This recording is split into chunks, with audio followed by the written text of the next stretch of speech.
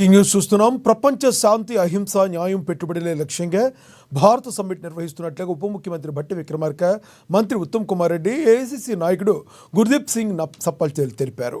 ఈ నెల 25, 26 తేదీల్లో హైదరాబాద్ హెచ్ఐసిసిలోని నోవాటెల్ హోటల్లో జరుగుతున్న భారత్ సమ్మిట్ ఏర్పాట్లను వారు గురువారం పర్యవేక్షించారు. అనంతరం విలేకరుల సమావేశంలో మాట్లాడారు.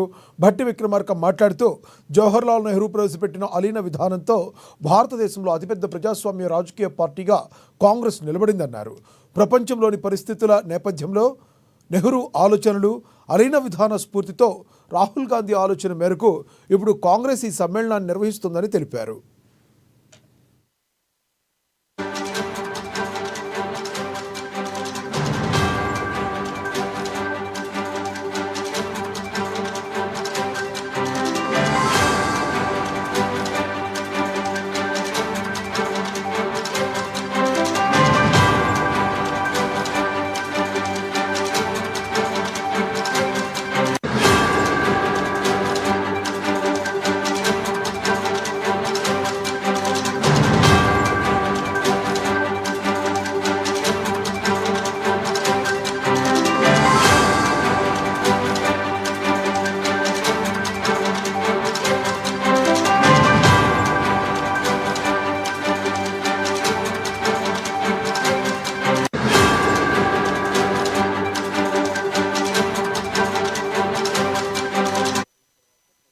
ఇక 100కు పైగా దేశాల నుంచి 450 మందికి పైగా ప్రతినిధులు హాజరవుతారన్నారు.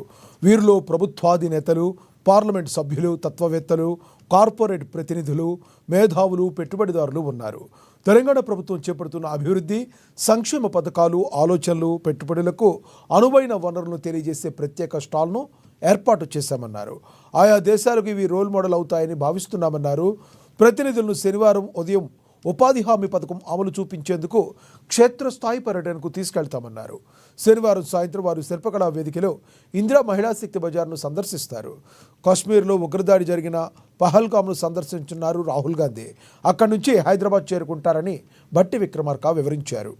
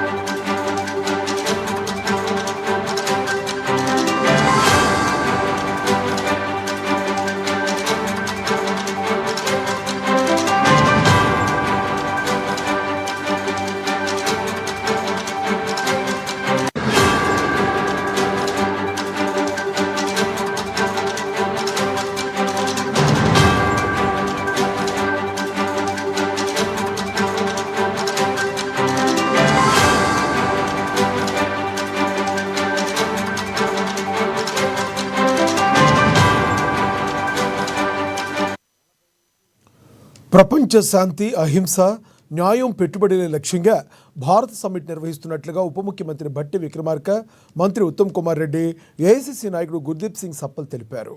ఈ నెల 25, 26 తేదీల్లో హైదరాబాద్ హెచ్ఐసిసిలోని నోవాటెల్ హోటల్లో జరుగుతున్న భారత్ సమ్మిట్ ఏర్పాట్లను వారు గురువారం పర్యవేక్షిస్తారు.